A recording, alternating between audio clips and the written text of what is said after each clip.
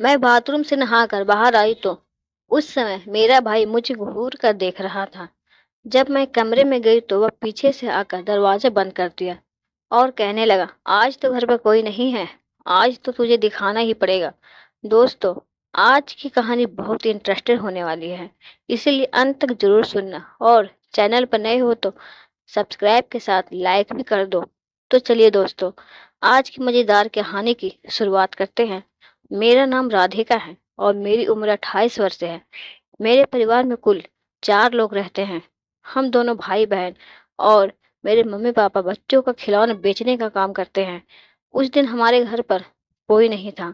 Mummy papa खिलौने बेचने के लिए सुबह जल्दी से चले जाते हैं। अब घर में हम दोनों भाई बहन ही बच गए थे। मम्मी पापा के जाने के बाद मैंने सुबह सुबह खाना खा लिया। मेरा भाई मुकेश भी मेले में जाने वाला था मम्मी पापा के साथ, लेकिन पता नहीं क्यों उसने मना कर दिया और कहने लगा, पापा मैं बाद में आऊँगा, आप दोनों जाओ। मेरे भाई की उम्र 27 वर्ष है और वह दिखने में बहुत ही खूबसूरत है। उसकी हाइट 5.7 फुट से भी ज़्यादा है। पहले भाई से पूछा कि आप क्यों नहीं गए मेले में? हर बार तो मम्मी पापा के साथ में ही जाते थे, लेकिन आज क्या हुआ था? मेरे भाई ने कहा, वह क्या है ना दीदी, मुझे जाने का मन नहीं कर रहा आज, इसीलिए मैं बाद में जाऊंगा। मैंने कहा, ठीक है भाई। उसके बाद मैं कपड़े धोने के लिए चली गई। उस समय मेरा भाई कमरे में था, लेकिन मेरा भाई वहां पर भी आ गया। आज तो पता नहीं क्यों मेरा भाई मेरे पीछे पीछे आ रहा था। जब मैं कपड़े धोकर नहाने की तैयारी करने लगी, तभी मेरा भाई रसोई में खाना खा रहा था। तभी भाई के मोबाइल की घंटी बजी। भाई अपना मोबाइल कमरे में ही छोड़कर गया था।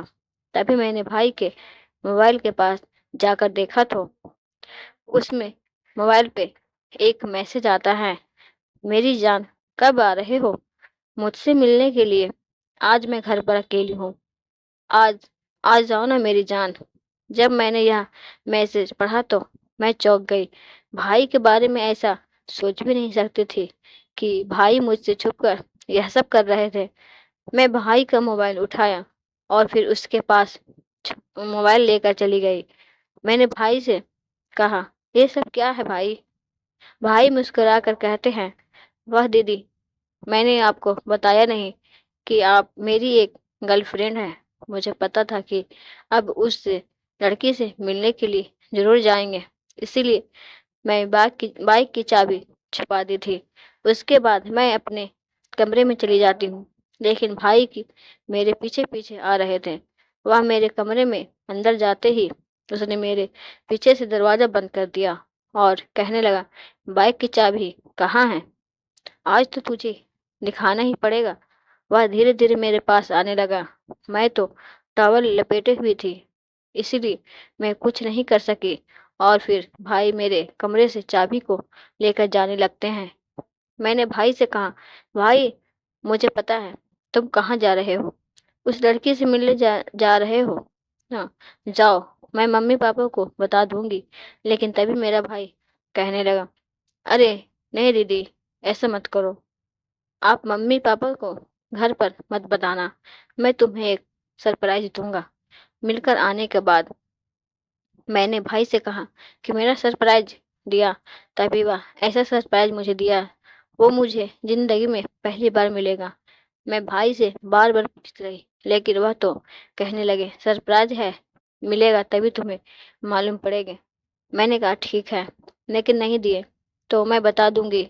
भाई ने कह दिया। उसके बाद मैं अपना काम करने लगी और मेरे भाई बैग की चाबी लेकर उस लड़की से मिलने के लिए चले जाते हैं। जब शाम के 7:30 बज चुके थे, लेकिन भाई का कोई पता नहीं था। यहाँ तक कि मेरे मम्मी पापा भी आ गए थे।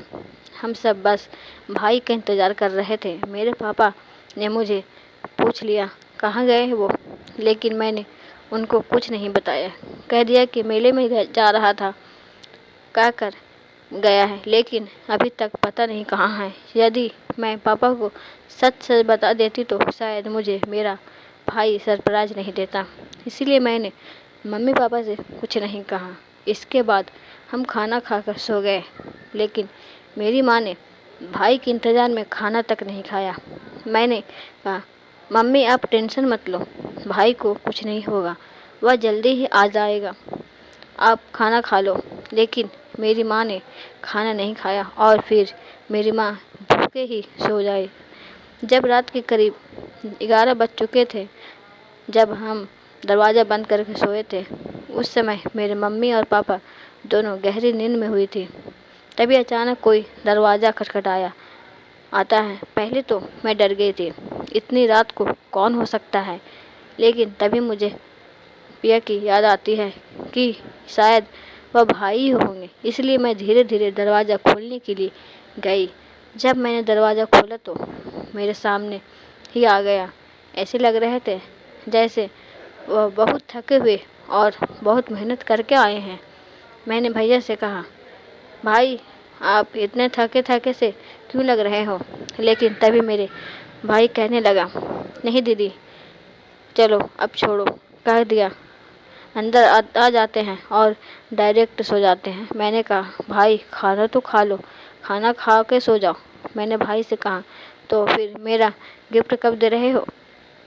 اس نے کہا، ابھی تو ممی پاپا ہیں، ابھی نہیں دے سکتا، لیکن کل پکا دوں گا، کیونکہ کل ممی پاپا یہاں پر نہیں رہیں گے۔ میں نے کہا، ٹھیک ہے، کل پکا ملے گا۔ چاہیے مجھے اس کے بعد رات کافی زیادہ ہو گئی تھی، اسی لیے ہم دونوں سو گئے۔ جب صبح ہوئی تو ممی پاپا بھی آ کر ڈانٹ رہے تھے اور کہنے لگے، کہاں ہے تمہاری فکر کر رہے تھے۔ لیکن تبھی بھائی ممی پاپا کو جھوٹ بول دیتا ہے کہ وہ اس کے دوست کے ساتھ میلے میں تھا۔ میرے ممی پاپا کی بہت بولے تھے، لیکن ان کی باتوں کا مان جاتے ہیں۔ ممی پاپا پہلے دن کی طرح ہی میلے میں کھلونا بیچنے کے لیے چلے جاتے ہیں۔ آپ دونوں گھر پر اکیلے رہ جاتے ہیں۔ اس کے بعد میں نے کھانا بنایا اور گھر کے کام کاج کرنے کے بعد آرام کرنے لگی۔ تبھی مجھے کا گفٹ آتا ہے، کہا تھا اکیلے میں دوں گا۔ میں سوچ رہی تھی کہ بھائی اکیلے میں مجھے کیا دینا چاہتے ہیں، وہ تو ممی پاپا کے سامنے بھی دے سکتے تھے۔ میں اور کہا، بھائی مجھے گفٹ چاہیے، آج تو کوئی بھی نہیں ہے گھر پر، تکلیف دیا۔ اس نے مجھے کہنے لگے، تو تمہیں گفٹ چاہیے، چلیے دیتے ہیں آپ کا گفٹ۔ ایسا کہہ کر اپنے کمرے میں آ گئے۔ میں بھی ان کے ساتھ چلی گئی اور ایک بکسا لاتے ہیں، وہ بہت بڑا تھا۔ میں نے کہا، بھائی یہ تو بہت بڑا ہے، اس میں کیا ہے، کھول کر دکھاؤ۔ تبھی میرے بھائی کہتے ہیں کہ تم ہی کھول کر دیکھ لو۔ جب میں نے اس پتے کو کھول کر دیکھا تو اس میں ایک آئی فون تھا۔